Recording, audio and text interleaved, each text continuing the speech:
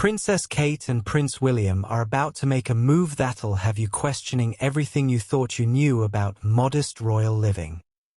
We're talking tennis courts, swimming pools, 39 rooms, and enough Gothic drama to make Netflix jealous. Plus, there's a scandalous royal history attached that'll make your head spin faster than a palace protocol meeting. Welcome back to Royal Cookies, where we serve up the juiciest royal gossip with a side of heart-wrenching humanity. Please remember to subscribe and click on the notifications bell icon, so you will be notified whenever we upload new cookies about the British royal family. Because apparently, Kate and William feel they've outgrown Adelaide Cottage, which is like saying you've outgrown your Mercedes because you fancy a Rolls Royce. But here's the kicker. Their potential new digs come with more royal baggage than Harry's tell-all interviews, and I am absolutely here for it. For 3 years, William and Kate have brought their children up at Adelaide Cottage, described as a peaceful refuge in the grounds of Windsor Castle. Sounds idyllic, right? Well, apparently even paradise has its limitations when you're raising future monarchs. Picture this. You're trying to homeschool a future king, host diplomatic tea parties, and maintain your sanity, all while your neighbors can literally peer over the garden fence. Adelaide Cottage, for all its charm, is essentially the royal equivalent of living in a fishbowl. Pretty, but everyone can see what you're having for breakfast. The cottage life worked beautifully when George, Charlotte, and Louis were smaller. But have you seen how fast royal children grow? George is practically towering over his parents at events. Charlotte's got more attitude than a seasoned diplomat. And Louis is living his best meme life at every public appearance. It's like when you buy a puppy thinking it'll stay small forever. Then suddenly you're sharing your sofa with what's essentially a small horse.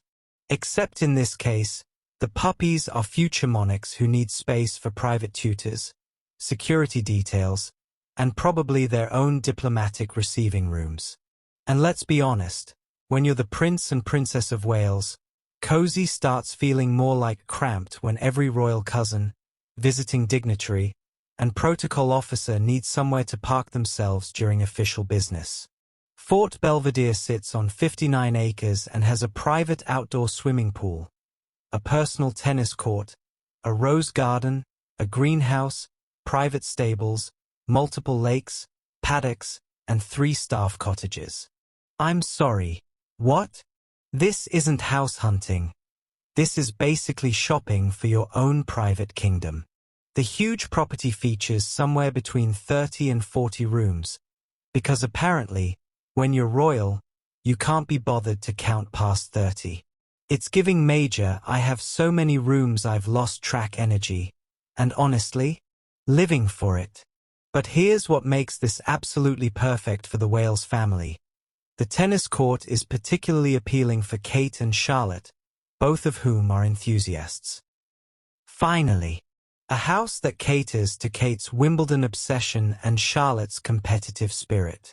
Can you imagine the mother-daughter tennis matches happening on their private court?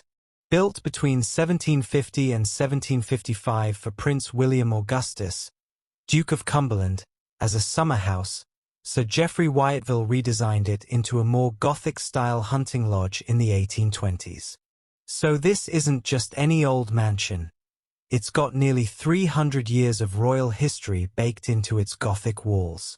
The Gothic revival architecture means we're talking turrets, dramatic arches, and probably enough mysterious corridors to film the next season of Bridgerton. It's like someone took a fairytale castle, gave it a Victorian makeover, and threw in modern amenities for good measure. And can we talk about those amenities for a second? Private stables for when George inevitably becomes obsessed with polo, multiple lakes for those contemplative royal walks, and 3 staff cottages because apparently you need a village to raise future monarchs properly. Fort Belvedere is where Edward VIII lived before he abdicated for Wallis Simpson. I'm sorry, Can we just pause and appreciate the absolute audacity of William and Kate potentially moving into the house where a king literally gave up the throne for love? This is where Edward VIII penned his abdication speech, where he made the decision that would change the entire course of British royal history, and where he essentially said thanks but no thanks to being king. The irony is thicker than clotted cream. William, the future king who's fully committed to duty and service, moving into the house of the king who chose love over duty. It's like buying the house where your predecessor made the most controversial decision in royal history. Can you imagine the dinner party conversations? Oh yes, this is the drawing room where Uncle Edward decided to abandon the crown. Pass the salt, would you? But here's what makes this even more deliciously ironic. Edward was essentially exiled from this very house, forced to give up everything royal for his American divorcee.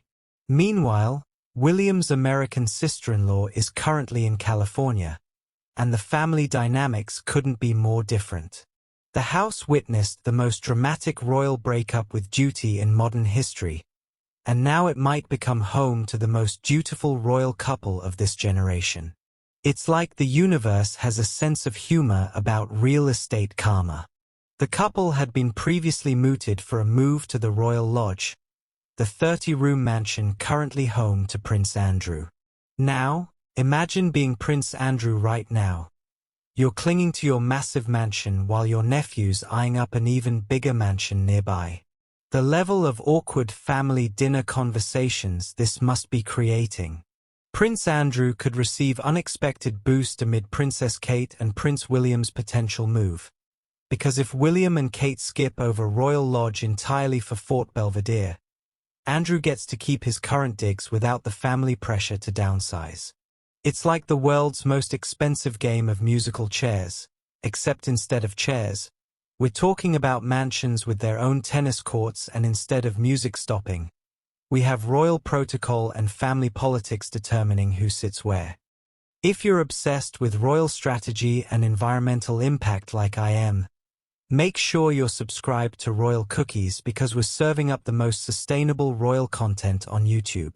And remember, in a world full of fast fashion and royal scandals, sometimes the most revolutionary thing you can do is wear your values on your sleeve, preferably in a gorgeous shade of green.